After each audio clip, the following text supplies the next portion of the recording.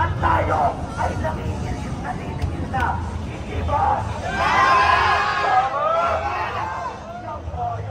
Ngayon ay lumalaban! Ngayon ay lumalaban! Iskolan ng bayan! Kami po ay galing sa iba't ibang pamantasan at paaralan sa loob ng Metro Manila at Pilipinas. Anong meron kaming lahat?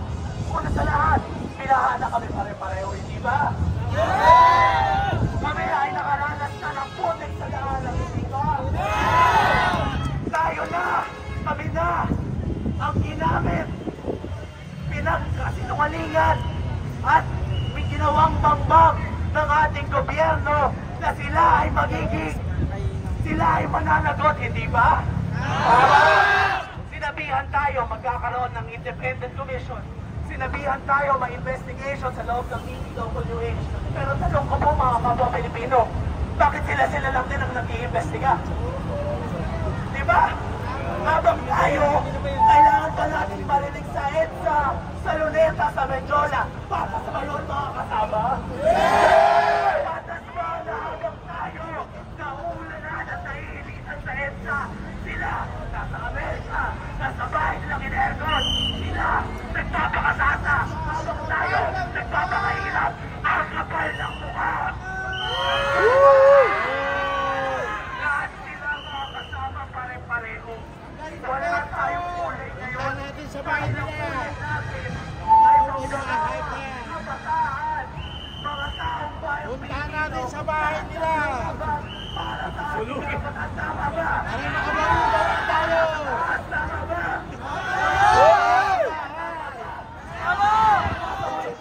Tama ba? Tama! Okay, pero hindi naman natin sila. Mga kabataan, tama ba? Tama!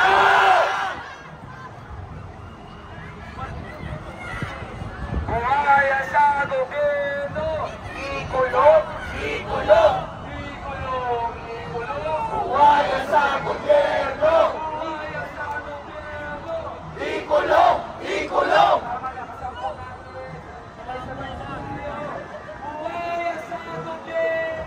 ikulong, ikulong, ikulong, ikulong.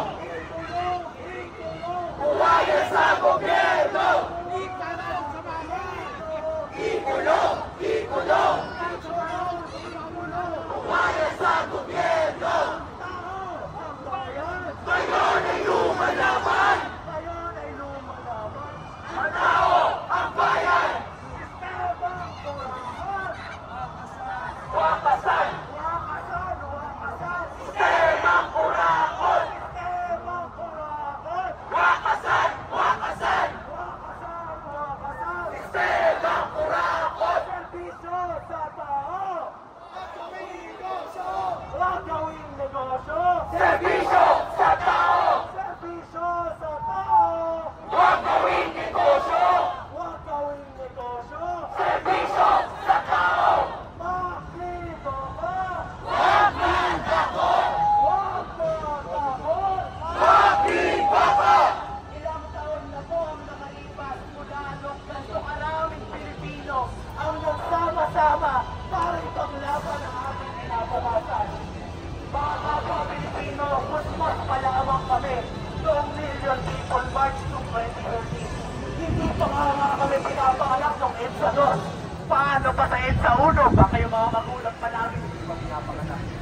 Pero naaalala namin ang laban ng mga manggagawa, ang laban ng mga estudyante. Hindi kami nakakalimot. Ngayong araw din po ay paggunita sa pagdeklara ng batas militar. Isang madilim na panahon sa ating kasaysayan. Ang sigaw natin, never again, never again, never again to martial law, never again to martial law, never again, never again. Maraming salamat po, Milo, mula sa kalimutan. Marcos, Marcos, magnanakaw.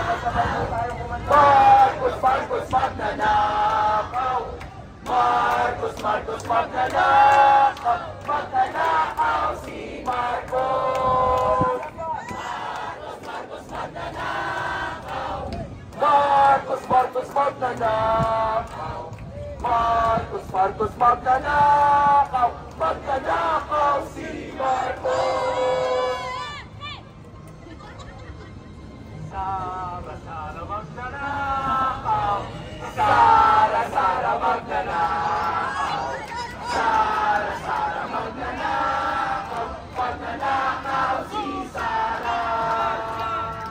Sara-sara magnanakaw, Sara-sara magnanakaw, Sara-sara magnanakaw, magnanakaw si Sara. Magnanakaw,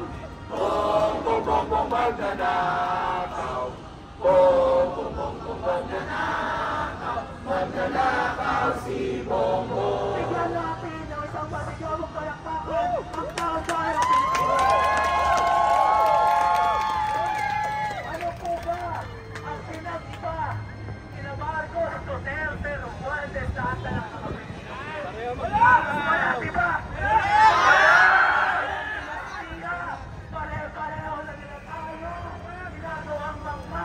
Ilang dekada na yung tatay ni Marcos, presidente ng pinakayang libo-libong Pilipino, pareho rin kay Sara. Kaya mga kasamang Pilipino, sabay-sabay natin isip na lang ngayon, ipasa na ang anti-gaya sa bibig.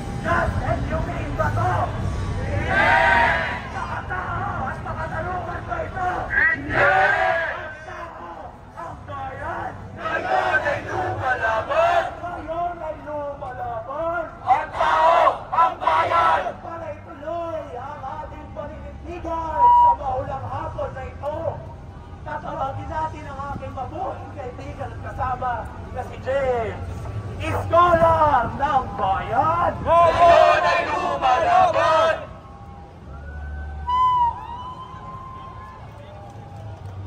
Iskolar ng Bayan! Ngayon ay lumalaban! Ngayon ay lumalaban! Iskolar ng Bayan!